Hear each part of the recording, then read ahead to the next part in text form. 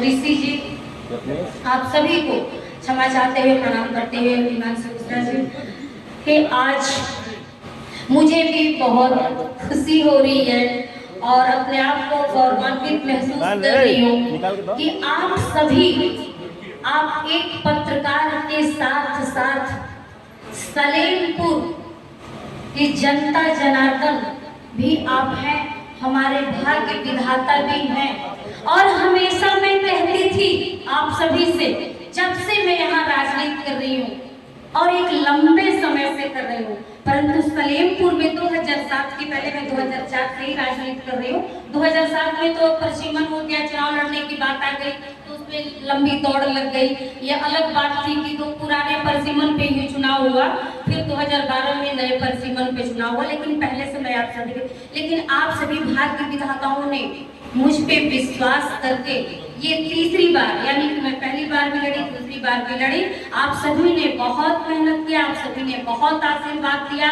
जब यहाँ पे भारतीय जनता पार्टी 12,000 वोट पाई थी, 13,000 वोट पाई थी, उस समय मैं 35,000 पाई और मैं दूसरे दल से भी लड़ी, जहाँ 45,000 35,000 पर लोग विधायक बनते थे, वहाँ भी मैं 50,000 52,000 वोट पाई। और हमेशा आप सभी ने बढ़ चढ़ के दलों से ऊपर उठ करके और जाति धर्म से ऊपर उठ करके आप सभी ने मुझे आशीर्वाद दिया और पार्टी ने मुझे यहाँ आशीर्वाद देके आज मुझ पे फेथ करके मुझे विधायक का टिकट दिया। मुझे आप सभी ने एक एक वोट दे करके और भारी मोहब्बत से यहाँ जीत दिलाई। पार्टी ने मुझे, शीर्ष नेतृत्व ने मुझ पर भरोसा करके और मुझे मंत्री का पद दिया, जिससे सलेमपुर में का भी इतिहास बना कि जो है 76 सालों में कभी यहाँ का कोई विधायक मंत्री नहीं बनेगा, सलेमपुर का विधायक मंत्री बना। तो मैं आप सभी का सबसे पहले हृदय से आप सभी का धन्यवाद देती हूँ, आभारी हूँ। ये जो कुछ भी मैं आज कर पा रही हूँ, इन सब कुछ के पीछे आप सभी का हाथ है, आप सभी का आशीर्वाद है और हमेशा आप सभी के इसी तरह हम पर आशीर्वाद स्नेह बना रहे, मैं आकांक्षी रहूंगी। आप सभी जानते हैं, अभी इस पे चर्चा हुई है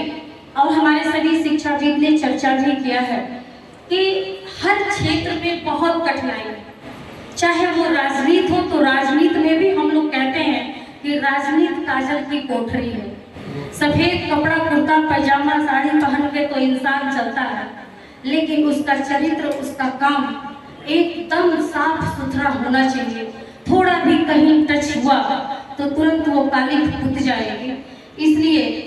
कोई भी क्षेत्र, चाहे पत्रकारिता हो, आज सच बात है कि पत्रकारिता के क्षेत्र में बहुत ही कठिन है काम करना। अब पेपर से पहले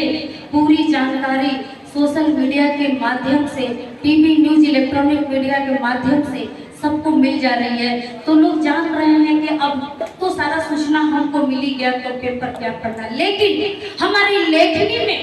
वो दम होना ही चाहिए कि आज फलाने का लेख आया है और जरूर किसी न किसी विषय पर उन्होंने अच्छा लेख और अच्छी संपादकी की होगी और उसको हमें पढ़ना है, तो ये जरूर होना चाहिए। और हमें कभी भी अपने कार्य पद्धति में ईमानदारी के अलावा किसी भी चीजों का स्थान नहीं देना चाहिए, किसी भी बातों के प्रभाव में नहीं आना चाहिए। मैं आपको बता दूं कि जीवन में हर प्रकार की चुनौतियां आती हैं, हर प्रकार की चुनौतियां आती हैं। उस चुनौती से कम नहीं है जो हमारे,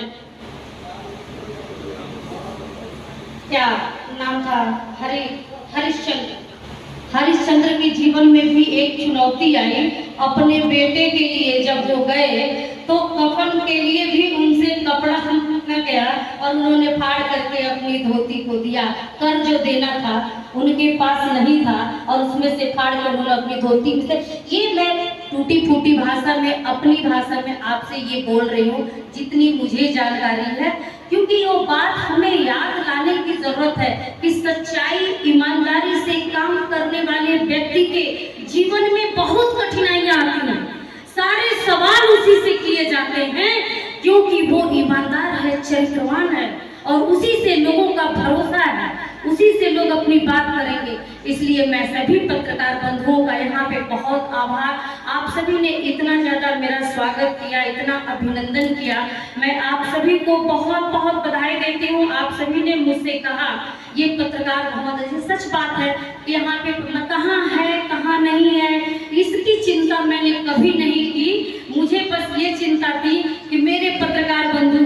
कहीं उस होटल में, कहीं उस होटल में, कहीं उस विद्यालय में, कहीं वहाँ तो कहीं वहाँ तो कहीं उनके घर में, जहाँ कहीं प्रेस करने की बात हो या कहीं कुछ करने की बात हो, कहीं इकट्ठा करने की बात हो, मुझे ही मिलने का मन किया। किसी बड़े नेता का कुछ इंटरव्यू लेना हुआ हो तो हम जनप्रतिनिधि लगते थे व्यवस्था करने, सब फलाने के यहाँ बैठा था वही जा नाश्ता पानी कराओ, वही जा जौन बटे इंटरव्यू हो जाए। इस तरह की चीजें हम लंबे समय से राजनीति कर रहे थे और अपने सरेमपुर के पत्रकारों की इन कठिनाइयों को हम बहुत देखा करते थे और उनको देखा जैसे ही आप सभी ने आशीर्वाद दे करके और मुझे इस लायक बनाया कि मैं आप लोगों के लिए लैस मात्र कुछ कर सकती हूँ, तो वो मेरे लिए मैंने अपने से कुछ भी नहीं किया, ये सब आप सभी के आशीर्वाद से हुआ है। और निश्चित रूप से आपने बोला है कि उसके ऊपर भी बनना चाहिए, तो मैं तो पहले वहां जैसे ही गई हूँ वैसे ही मैंने देखा है, तो मैंने कहा है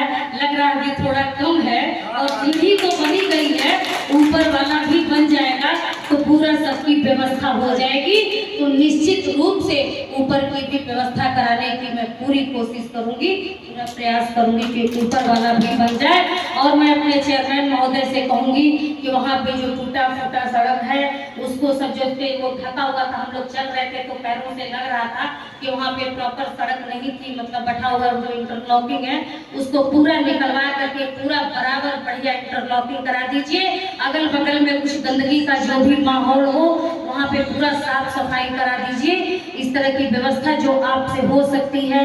पानी की व्यवस्था और सारी चीजें जो नगर पंचायत से वहाँ व्यवस्था हो सकती है वहाँ भी हमारे पत्रकार बंधुओं के लिए हो जाना चाहिए। मुझसे जब जो हो सकता है मैं हाथ जोड़ के आप सभी को ये बोलती हूँ कि आप मीडिया के चौथे ये हिंदुस्तान में लोकतंत्र के आप चौथे स्तंभ हैं हमारे मीडिया के बंधु। आप एक इकाई हैं इस कुर्सी की, जिस कुर्सी पर लोकतंत्र के से हिसाब से ये सरकारें चल रही हैं, और वो एक इकाई थोड़ा भी हिलना और मजबूत न रहे और वो दुखी रहे, वो कमजोर रहे, तो ऐसा मैं नहीं देखना चाहती और मेरी सरकार भी नहीं देखना चाहती है। आज मीडिया का जो स्थिति है, आज जिस तरह मीडिया का स्थान है, कभी पिछली सरकारों में मीडिया जिस तरह उपेक्षित रहता था,